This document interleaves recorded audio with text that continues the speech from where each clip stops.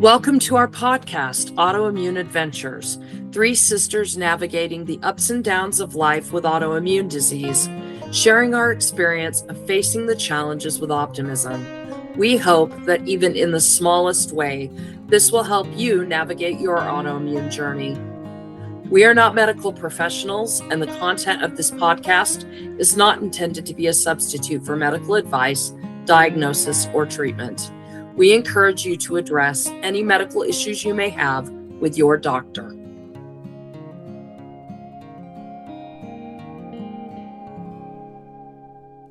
Hey everybody, welcome back to Autoimmune Adventures. Today we are going to be talking about that sweet poison we call sugar and how it can make your autoimmune disease worse. We're going to talk a little bit about how sugar affects our body and in turn how that affects our autoimmune diseases and why it's important to be mindful of what you are eating. But before we get started with that discussion, we're going to give you our Good Bit Minute. Researchers from the University of Nottingham have made a pretty cool discovery about a compound called cordycepin. You might have heard of cordyceps in mushrooms, right? Those are kind of a buzzword that I've been hearing a little bit about on social media. Lots of mushroom supplements out there. They have found this compound called cordycepin. It is found in the Cordyceps militaris fungus, which grows on caterpillars. And while this compound has been used in traditional Asian medicine for years, scientists didn't really understand its effects until now. The team's led by Dr. Cornelia de Moore, and they found that cordycepin works by disrupting the signals that lead to uncontrolled cell growth. And that uncontrolled cell growth is a key characteristic of cancer.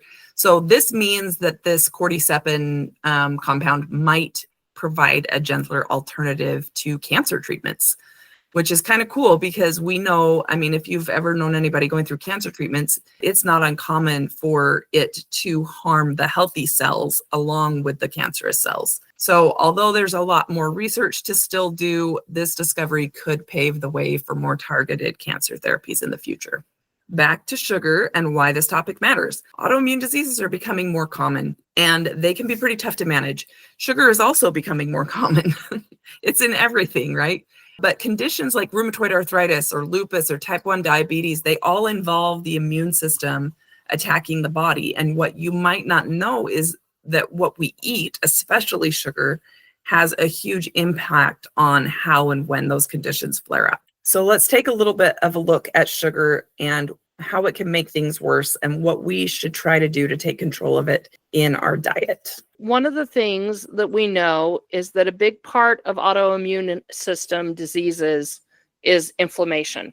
Inflammation is when the immune system mistakenly triggers in part of the body that doesn't need to be triggered. So your body sends out these impulses that say something is wrong when something maybe isn't really wrong. And that is caused by inflammation within the body. And that leads to pain and stiffness, fatigue, and it can even lead to organ damage. It can be very, very detrimental. And as we're about to get into, diet, especially sugar, can make this inflammation worse. Now, before I get into this, I just have to say, it's my drug of choice. I hate that I have to say this, even knowing very well what we're going to be talking about today, it is a struggle. So I don't want it to sound like, as we dive into this today, that we're not very well aware of how delicious it is. We don't want to demonize sugar here, but we do want to make it very clear that it has a real effect on us. So in order for us to truly understand it, let's talk about what happens when you eat it. When you eat sugar, it enters your bloodstream.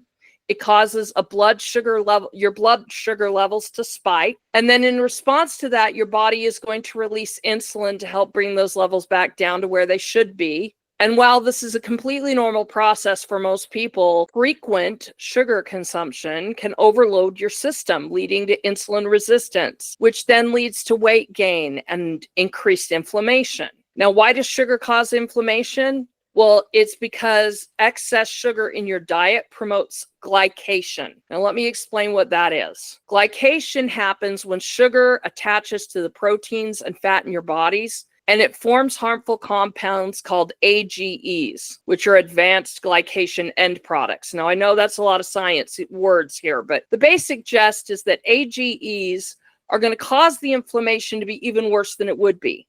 So excess AGEs equates to damaged tissues, making things worse for your autoimmune disease, and in general, just upsetting the entire body's system. So work with us for just a few minutes. We're going to get a little sciencey because we want you to have a better understanding of the actual chemical process that sugar causes in your body.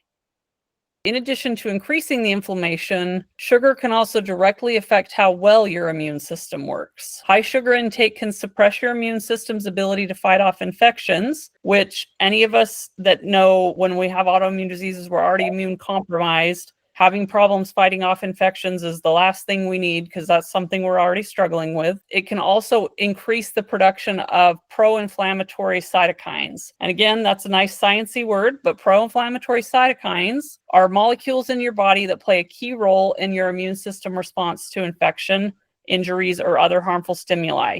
So you should probably think of them like messengers that signal or alert your body when something is wrong and it needs attention. While they're essential for fighting off infections and healing injuries, because they're kind of the body's call to arms, as it were, problems arise if their levels become too high or if they're there for prolonged periods of time, excessive amounts. Chronic inflammation caused by an overproduction of these cytokines is linked to conditions like autoimmune diseases, cardiovascular disease, and even some cancers. So in short, these pro-inflammatory cytokines are like your body's alarm system signaling that something's wrong, triggering inflammation to help fight the problem. But if your response is out of balance, it actually causes harm. This means that if you have an autoimmune condition, consuming too much sugar can lead to more frequent or more severe flare-ups. So I think it's interesting because our body really is just trying to do what it's supposed to do when it is put in these situations with these high sugar foods that we are putting into us.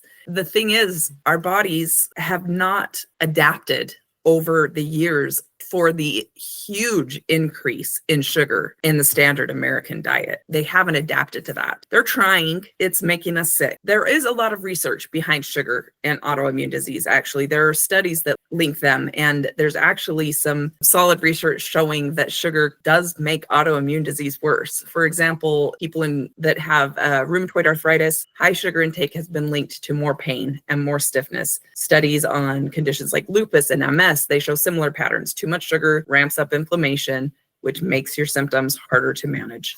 We have to talk a little bit about the role of gut health in all of this. If you have an autoimmune disease, you have impaired gut health. We can't ignore bringing that into play here in this discussion. We know that it is a big player in autoimmune disease management. And so when you consume a lot of sugar, it can throw off the balance of that good bacteria in your gut, which just leads to more problems in your gut, especially a condition we would call leaky gut. It essentially makes your gut more permeable and it allows those harmful substances to leak into your bloodstream, which then just further triggers your autoimmune system and leads to worse inflammation. It's a nasty little cycle. And it also can lead to yeast infections, candida overgrowth. That's something that can happen in our gut and it can happen all over our body. And it is uncomfortable. And sugar really is just like throwing gasoline on a fire if you have candida overgrowth. Let's talk about some practical tips for ways to reduce our sugar intake because it's hard when it's everywhere. So we need to understand we've got hidden sugars. There's a lot of tricky things that people who are making food and making the different products that we bring home into our kitchens filled with sugar and us not knowing that it is. So there's things like condiments. Unless you get sugar-free ketchup, for instance, it has an obscene amount of sugar in it. Salad dressings have sugar. And then even the protein bars that they tell you are healthy for you are sugar laden. So it's important to get into the habit of reading labels and looking out for those sneaky names for sugar. Things like high fructose corn syrup, cane syrup, corn syrup of any kind, and then agave nectar. There has long been a belief that agave is actually fairly healthy for you. It's been proven by science that it spikes your blood sugar exactly the same way that refined sugar does. You can say it's natural, and that's great, but it doesn't change the fact if you're diabetic, It's just going to be as dangerous for you as if you were to use table sugar. So you've got to be very careful. There are several healthy sugar substitutes. For instance, if you've got a sweet tooth and you don't want to spike your blood sugar, here's a few options out there. You've probably heard of stevia. There's monk fruit and erythritol, which is also sold by Swerve. Those are some popular options because they don't raise your blood sugar levels and they have a minimum impact on your insulin. You notice I'm saying minimal impact because anything that tastes sweet is going to trigger the body to release insulin. So you still have to be careful even when you're using sugar substitutes. I use allulose because I think it's the closest to sugar, and I try to change things up because I do have a sweet tooth. As I've already said, sugar's my drug of choice. I've been patiently working with myself to try and greatly reduce the amount of sugar and switch over to a more healthy alternative. I do think it's something worth mentioning that there are a number of sugar substitutes that are actually really unhelpful to your gut health. We're talking aspartame, sucralose. Aspartame's in everything and sucralose is huge now. A lot of the sugar-free products that you find are going to be made with those because they are more affordable, they are more readily available. Those have been found to have a negative impact on your gut health. They're still doing studies on erythritol. The studies are promising for erythritol, but obviously the more natural sweeteners, stevia, monk fruit, those things I would say lean towards those. There's like date sugar and coconut sugar, and there's all kinds of things you can look into, but really be wary of those chemically derived, man-made, sugar-free sweeteners. I have done a lot of experimenting recently with date sugar, and I kind of love it. Anything is going to impact your blood sugar in some form or fashion, but a lot of these are just much, much better than processed sugar. The date sugar, it's just like if you're eating dates, if you look at the ingredients, it's 100% dates, and they've dried it down and made it into a sugar. And I've found that I can make cookies for my family. I can make things out of that date sugar that my whole family will eat and enjoy. There's ways that you can adapt it and make it a little healthier. If you've got a little bit of a sweet tooth, if you want to treat yourself occasionally, find ways that you can treat yourself and just do it in a more healthy way. And I think that when you start using those more natural sugars, you will notice you just don't have that sickening sweet that you sometimes get with processed sugar. I think until you try to eliminate the processed sugar, you don't really notice that sickening sweet. And then when you reintroduce it and you're like, oh my gosh, that is just over the top sugar, like too much. So I think it's good to experiment with using some of those other products. I'm still not great at sugar-free baking. That's a tricky thing to figure out with all these different and new ingredients, but look at it as an adventure. And when you buy them, just going to give you a heads up, guys, a little bag of coconut sugar, pretty expensive in comparison to a big old bag of white sugar. But keep in mind the amount that you are consuming. Do you really need a big old bag? Do you need a 10-pound bag of sugar that you're going to be consuming in things that you're making? I think that buying a small bag, even if it's expensive, you get bang for your buck there because it is better for your body. Yeah, I think we'd all agree that really what it comes down to is that we need to just manage how much sweetness we are consuming at all. So we've got to manage our sugar cravings, because if we're just replacing all of our sugar with allulose all the time and we're still eating like we did when we were eating sugar, that's still not healthy for us because that's still not what our body needs. We all get sugar cravings from time to time. It's normal, but there are ways that we can manage those cravings and make sure that our meals are more balanced. If we're concentrating on getting things like fiber and healthy fats and lean protein, that's going to regulate our blood sugar. And when our blood sugar is stable, we crave less sugar. It's about stability and trying to stabilize that blood sugar in our bodies. And then that prevents those mid-afternoon sugar crashes where you're completely in a coma at 3 p.m. So I find those first couple of weeks when you say you're going to go off processed sugar can be challenging. But after you're off it for 3 or 4 weeks, the sugar cravings diminish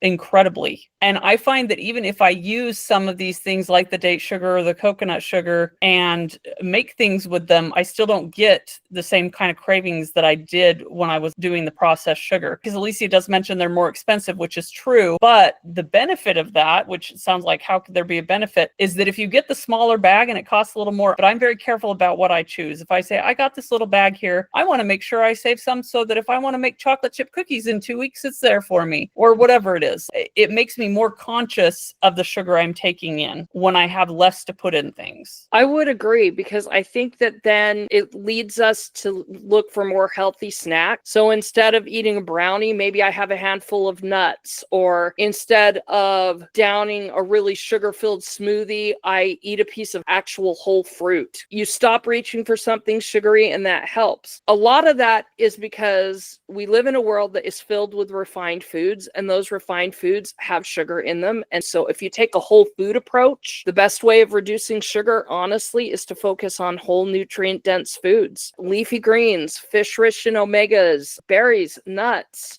a good lean steak or grass-fed beef if you can afford it. Chicken is a great option for people who are trying to calm down those sugar cravings. If you're eating a diet full of anti-inflammatory foods, then you're less likely to crave sugar as well. That will help you balance your immune system. And that, of course, in turn, will help you manage your symptoms that you would normally be having. Can we just talk about sugar cravings for a second? Because you guys, sugar is also my drug of choice. And those cravings are like no other craving I have. They are not easy to ignore. So really quickly, here are a few other little tips. I mean, Stacy mentioned to reach for those protein-rich snacks and make sure you're getting your omega-3s. Having those omega-3s in your body is going to make a difference in your sugar cravings. I don't know how, I don't know why. There's science behind it somewhere. I don't have it to give to you today, but I will tell you it makes a difference. Stay hydrated. Again, don't quote me on this, but supposedly if you add lemon to your water, that also can help you curb sugar cravings. Anything tart or tangy can help you curb those cravings. Don't skip meals. Don't let yourself get too hungry, because when you have your stable blood sugar levels, you're going to have less of those sugar cravings. And then, like we always say with our big six, make sure you're managing your stress. Make sure you're getting enough sleep, limiting those processed foods, mindful eating, herbal tea. There's a million things, guys. Do your research.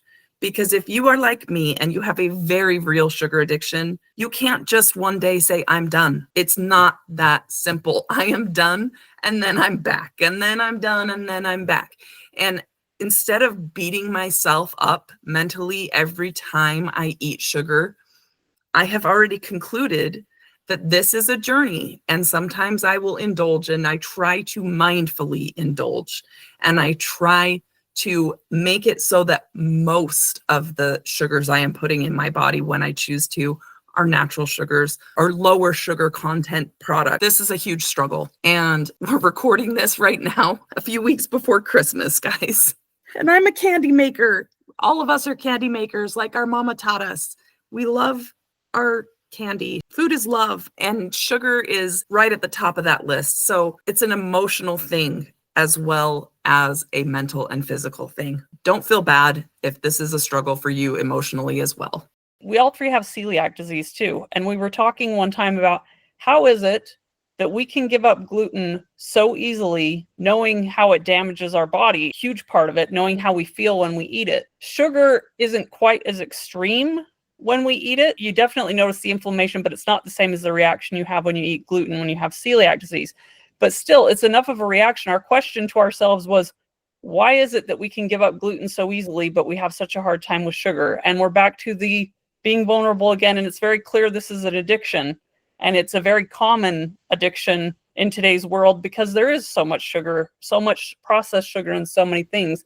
And so I think the key is to remember it's a journey, because there are so many places it hides. And we don't want to demonize sugar because there are times and seasons. We live in a society where sugar exists, and I can easily say I will never eat gluten again. And that's realistic. I can realistically do that. Can I realistically say I'll never eat sugar again? I don't think I can realistically say that. Yeah. So guys, if you've been struggling with sugar, We challenge you to start making some small changes today. We are not going to be hypocrites and say, oh, just kick it to the curb all the way out. If you can do that, awesome. I am so, so proud of you. Like, seriously, I'm so proud of you. But if you can't, take it out a little bit at a time.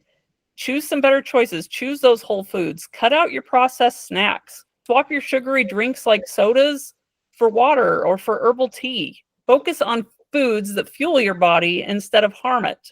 And I would add to that that it would be not a bad idea to do a little bit of mental work on this. I know I went through a phase where I was visualizing what sugar was doing to my body when I ingested it. This was a little bit creepy, actually, but it was very effective when I imagined sugar going into my body as little shards of glass, damaging, cutting up, causing inflammation, causing pain, like difficult for my body to manage that. Watch some documentaries about it if you are not already aware of how damaging sugar can be. Read a book, do some visualization, mindfulness, whatever you need to do. Put this on your radar. Absolutely. And we would love to hear from you guys. If you're on a journey where you're trying to stop sugar, you're trying to improve it, let us know what your successes are, like what you do and what helps you. Share with our community because we would love to know. We'd love to hear about your journey. You can visit us on social media. You can visit us on our website at autoimmuneadventures.com. We'd love it if you liked and subscribed. Thank you for joining us today. Remember that you're worthy of joy. Your disease does not define your life. You do.